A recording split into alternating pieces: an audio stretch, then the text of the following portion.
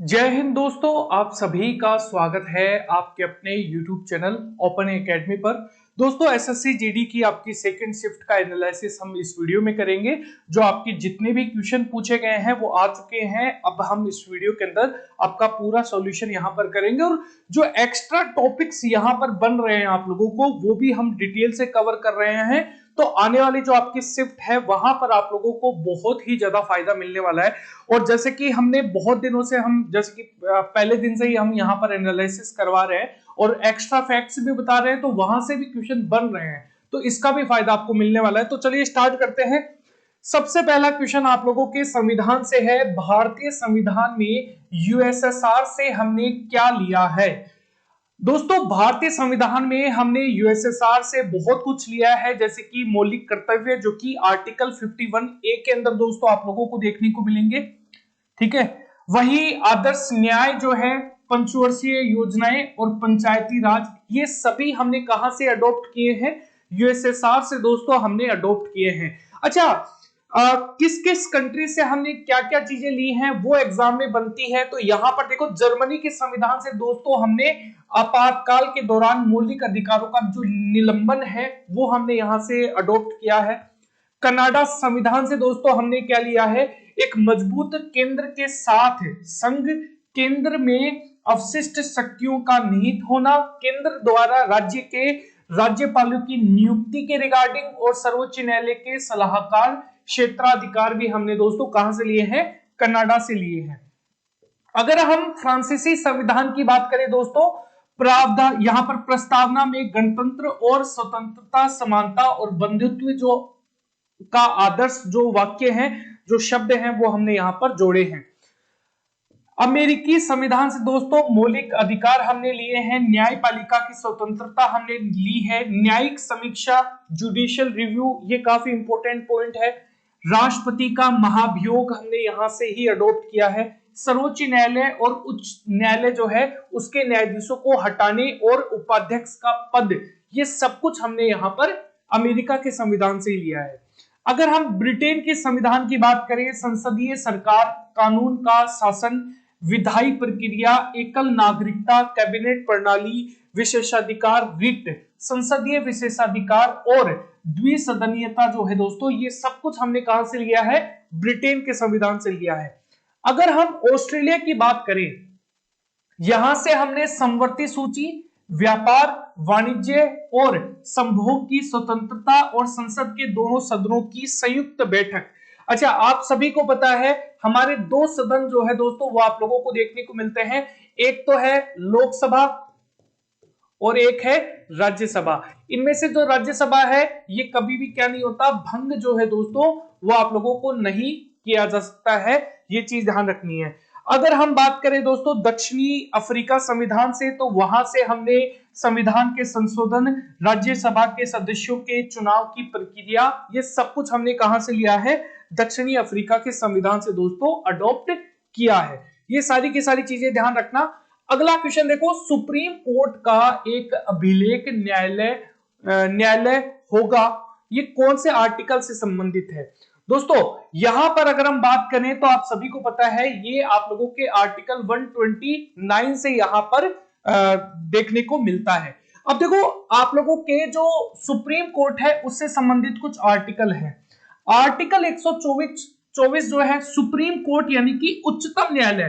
देखो, एक तो होता है उच्च न्यायालय और एक होता है उच्चतम न्यायालय। उच्च तो होता है हाई कोर्ट और उच्चतम होता है सुप्रीम कोर्ट। तो सुप्रीम कोर्ट जो है इसकी स्थापना और इसके गठन से संबंधित आर्टिकल कौन सा हो जाएगा?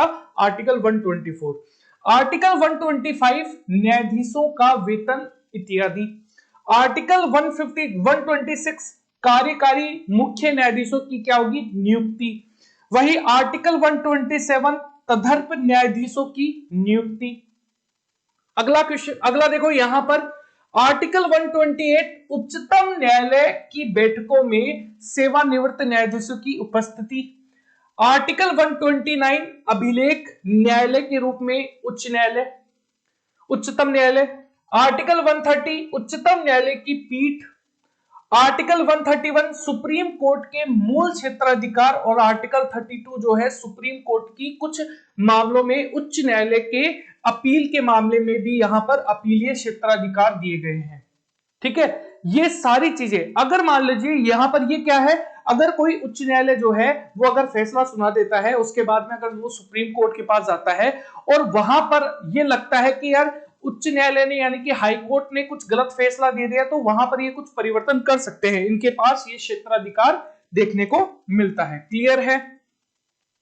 अगला देखो, 2023-24 के बजट में कितने प्राथमिकताएं जो है दोस्तों ये तय की गई हैं। दोस्तों जो 7 प्राथमिकताएं हैं 2023-24 के बजट के अंदर वो तय की गई हैं और इन्हें सम्मिलित रूप से क्या कहा गया था, तो सप्त ऋषि दोस्तों इन प्राथमिकताओं को कहा गया था। ठीक है, 7 प्राथमिकताएं सप्त ऋषि।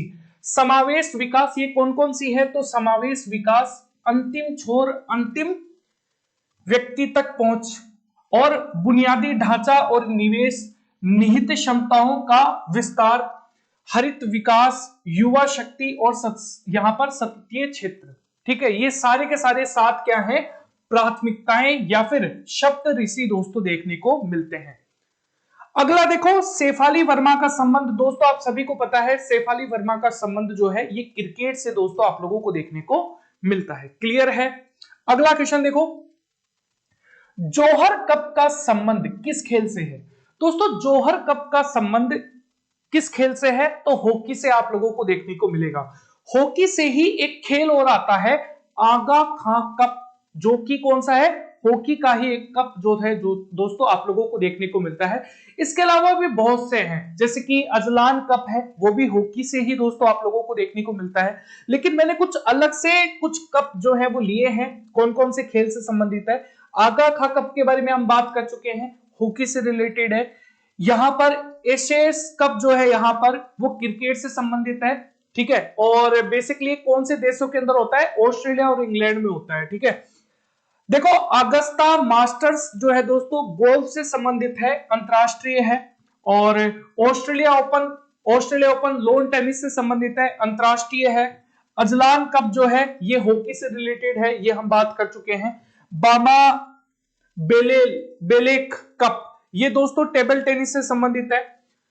देखो यहां पर बीसीएस ट्रॉफी जो है दोस्तों ये फुटबॉल से संबंधित है, अमेरिका का है। अगर हम यहां पर बेक्टन कप जो है इसकी बात करें, हॉकी का है यहां पर। ठीक है, यहां पर ब्लेडिस्लोल कप जो है यहां पर रग्बी, न्यूजीलैंड और ऑस्ट्रेलिया के अंदर खेला जाता है यहां पर।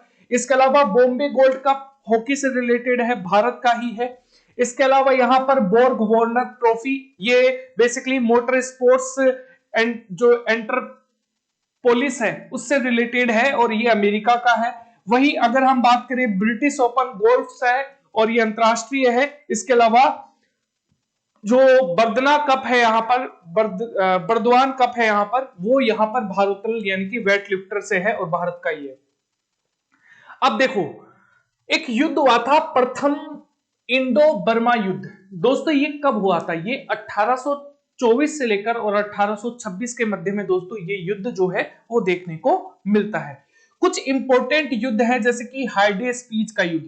दोस्तों हाइडे स्पीच का युद्ध सिकंदर और जो राजा पोरस है उनके बीच में हुआ था, 326 ईस्वी के अंदर हुआ था। कलिंग का युद्ध दोस्तों अगर बात करें तो कलिंग राजा और अशोक के मध्य में हुआ था। अशोक ने इसके बाद में धम की घोषणा करी थी। किसकी? धम जो है दोस्तों इसकी घोषणा जो है अशोक ने की थी। रोप्ट एडिक्ट 13 में दोस्तों इसकी जो घोषणा है वो यहां पर की गई थी। क्लियर है? 261 ईस्वी के अंदर हुआ था। रावर का युद्ध जो है दोस्तों ये 712 ईस्वी के अंदर हुआ था। मोहम्मद बिन कासिम और जो सिंध के राजा थे दाहिर, उनके मध्य में दोस्तों ये जो युद्ध है वो हुआ था। अच्छा, पेशावर का युद्ध 1001 ईस्वी के अंदर मोहम्मद गजनवी ने राजा जयपाल को हराया था यहाँ पर। तराइन का प्रथम युद्ध 1191 में पृथ्वीराज चौहान की जीत हुई थी, मोहम्मद गोरी जो है वो हारा था। तराइन का द्वितीय युद्ध मोहम्मद गोरी और पृथ्वीराज के मध्य में, लेकिन इसके अंदर गोरी की विजय हुई थी, 1192 में हुआ था ये। चंदावर का युद्ध 1194 में हुआ था, मोहम्मद गोरी ने जयचंद को हराया था, ये भी इंपॉर्टेंट है। पानीपत का प्रथम युद्ध दोस्तों 1526 में हुआ था, बाबर और इब्राहिम लोदी की हार हुई थी। खानवा का जो युद्ध है दोस्तों, आप सभी को पता है, खानवा का युद्ध 1527 के अंदर यहां पर हुआ था बाबर और राणा सांगा के मध्य में। और चंदेरी का जो युद्ध है दोस्तों 1528 के अंदर हुआ था बाबर के खिलाफ।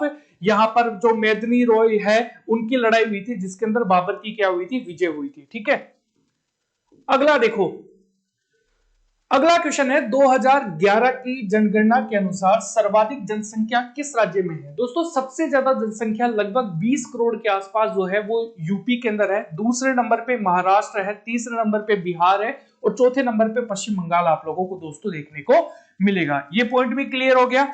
सबसे कम जनसंख्या वाला राज्य जो है ये कौन सा है, सिक्किम आप लोगों को देखने को मिलेगा। सर्वाधिक जनसंख्या वाला केंद्र शासित प्रदेश दिल्ली आप लोगों को देखने को मिलेगा। सबसे कम जनसंख्या वाला केंद्र शासित प्रदेश लक्षद्वीप आप लोगों को देखने को मिलेगा। सर्वाधिक जनसंख्या घनत्व वाला राज्य बिहार आप लोगों को देखने को मिलेगा। न्यूनतम जनसंख्या घनत्व वाला राज्य अरुणाचल प्रदेश आप लोगों को देखने को मिलेगा।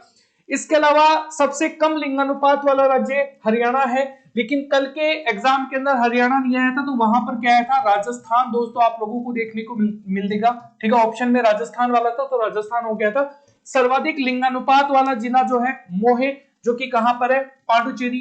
ठीक है, पांडुचेरी एक ऐसा केंद्र आप ये कह सकते हैं एक ऐसा केंद्र शासित प्रदेश है जिसके 4 डिस्ट्रिक्ट है, लेकिन एक दूसरे से बाउंड्री टच नहीं करते हैं। ठीक है, सर्वाधिक साक्षरता वाला राज्य केरल है, 90। वैसे तो अगर परसेंटेज के हिसाब से बात करें तो हाँ 93.91 है, लेकिन अगर हम बात करें ओवरऑल तो 94 है, जिसमें से महिलाओं की कितनी है, 92 आप लोगों को देखने को मिलेगी और पुरुषों की 96 दोस्तों आप लोगों को देखने को मिलेगी। ठीक है, सर्वाधिक साक्षरता दर वाला जो केंद्र शासित प्रदेश है लक्षद्वीप है, 92.28।